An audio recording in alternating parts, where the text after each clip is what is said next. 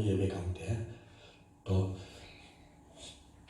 4,000명의 전군 선서와 함께 예배를 드리게 하심을 하나님께 감사드립니다. 아멘.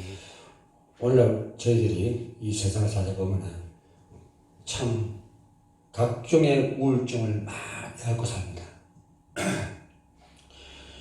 우울증의 특효약은 사랑밖에 없습니다. 관심과 사랑을 가지게 우울증을 떠납니다. 아멘. 안 믿는 불신자도 가능합니다. 그 원인을 알고 그걸 충족시켜주면은 우울증에서 해방되어 버립니다. 그런데 예수 믿는 사람이 우울증에 걸린다는 것이 문제인 것입니다. 왜 예수는 그리스도라면서 모든 문제의 해결자가 예수가 그리스도를 하면서 왜 상처를 받고 우울증에 걸리고 심지어 족주까지 가서 남편을 죽이고 하는 이 세대를 볼 수가 있습니다. 성도 여러분, 오직 예수가 그리스도가 되지 않으면 갈급하고 공허해짐으로 인해서 따라오는 것이 바로 우울증입니다. 아멘. 내 속이 허하고 갈급하고 목이 팍팍 마르니까 따라오는 것이 우울증 같은 거. 아멘. 또 거기다 또 상처받고 대인고 우울증도 오고 또 사람 만나는 공황장애도 오고 이런 것들이 나의 삶 개인 혼자는 괜찮습니다. 근데 사회생활 할 수가 없습니다. 또 믿는 자로 교회생활 할 수가 없어요. 이런 증상이 오게 됩니다. 그래서 오늘 본문의 말씀이 오직 여호와를 악망하는 자는 새 힘을 얻으려며 독수리가 날개치며 올라감 같을 것이요 다른 박질하여도 굴복지 아니하겠고 걸어가도 피곤치 아니하리라. 우리가 말씀에 능력이 있고 오전에 받은 은혜를 계속 지속한다면 달려도 뛰어도 그런 말을 하든 막 걸어가든 그건 안 하겠죠. 예? 은혜를 못 받으니까 우울증 같은 것이 오게 되고 피곤하게 되고 갈급하게 되는 것이에요. 아멘. 나는 우울증을 학문적으로 접근하는 것을 옳지 않습니다. 왜? 세상 사람들이 그 사람 증세만 보고 그냥 해야지 해결책이 없는 답이 없는 책이기 때문에 안 봅니다. 어쩔 수 없이 다룰 수밖에 없는 이유로 학문적 배경이 우리 사회에 도움이 되기 때문에 볼 뿐이지 참고를 할 뿐이지 그것이 문제 해결을 하려고 내가 그 말씀을 전하는 게 아닙니다. 우울증의 원인에 대한 이론들이 참 많이 있습니다. 저도 신학교에서 가르치는 그 상담학 교수님이 정신분석 이론이라고 프로이드, 인지치료 뭐 이런 것들을 가르치는데 솔직히 이 사람이 나와가지고 세상 그 우울증을 다 문제를 만들어버렸어요. 답이 없는 소리를 하고 있는 거예요. 이 사람은 완전히 우리가 봐야 목회자 상담이나 이 사람이 쓴 건 우리에게 도움이 하나도 안 됩니다.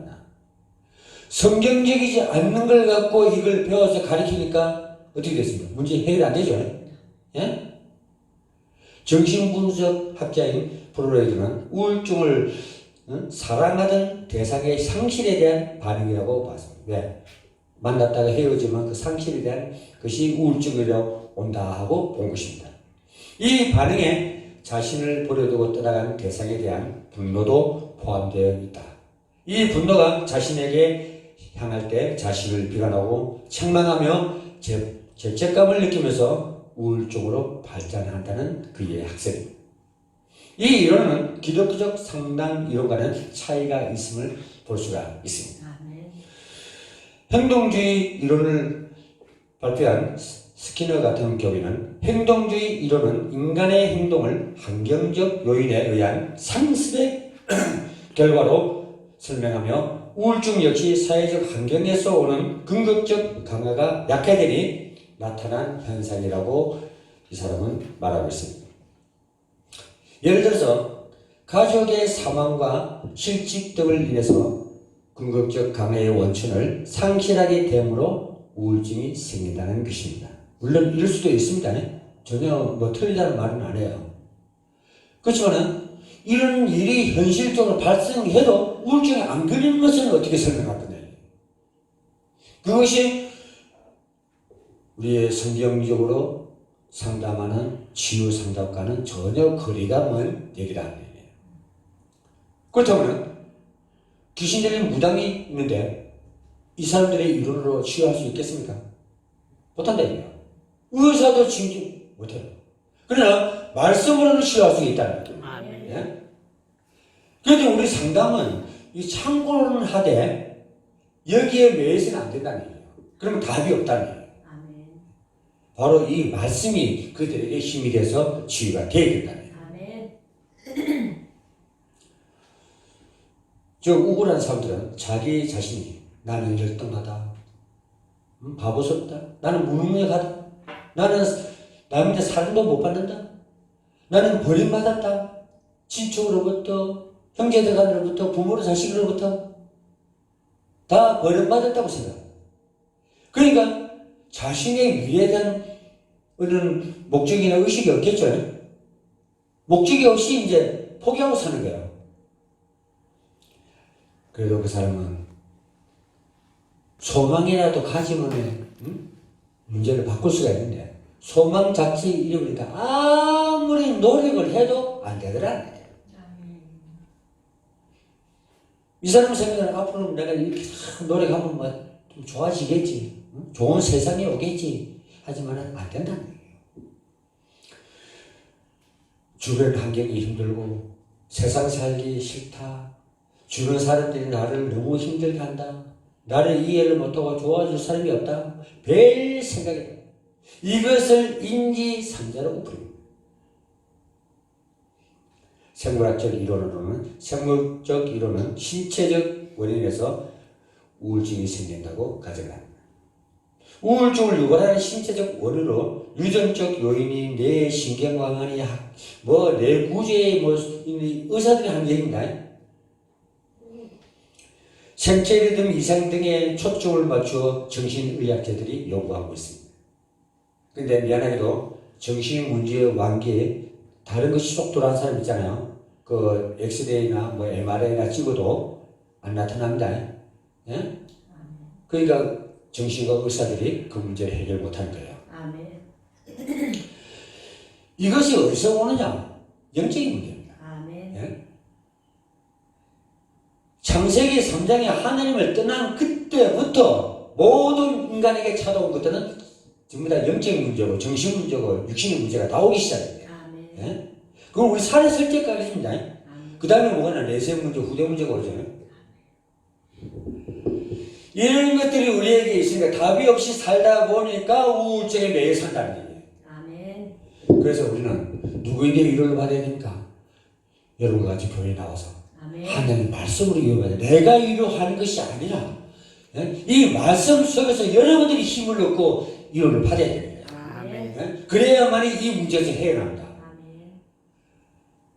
그리고 어떤 분들은 그래요. 교회 가서 가면 목사님 위로의 말씀을 좀 은혜의 말씀을 전해주세요. 그러면 나 은혜의 말씀, 위로의 말씀 특별히 준비된 게 없다. 오늘 말씀 듣다가 여러분의 은혜 있고 위로를 받아라. 특별히 은혜스러운 그 소개가 있습니까, 목사님? 예? 내가 말을 바로 전해주면 듣는 사람이 바로 들으면 은혜가 되는 거예요. 그러면 우울증 치료가 불가능한 질병입니까? 아닙니다. 아멘. 우울한 사람들은 적극적인 치유적 노력을 기울이지 않는 경향이 있습니다. 이대로 내버려두라 하는 사람들도 있습니다. 또 차도 오는 사람도 귀찮게 하지 마라. 더 이상 더 말하지 말고 핵심적인 것만 얘기하라. 주위 사람들에 대하여 희비적인 태도와 삶을 포기하려는 생각을 갖게 됩니다. 그래서 점점 더 악화되는 악순환에 휘말려 들게 됩니다. 우울증은 치유될 수가 있습니다. 우울증은 영적인 문제이기 때문에 마음의 문제이기 때문에 복음만에서 노력하면 얼마든지 치유가 될 수가 있습니다. 아멘. 우울증을 극복하는 사람들도 참 많습니다. 아멘. 예? 한번 우울증을 영원한 우울증이 아닙니다. 다른 사람들이 회복되어졌다면 당신도 충분히 회복될 수 있습니다. 아멘. 그래서 우리는 가슴을 펴고 우리는 우울증과의 도전을 해보시기 바랍니다. 아멘. 나도 40대 초반에 한번 우울증을 경험해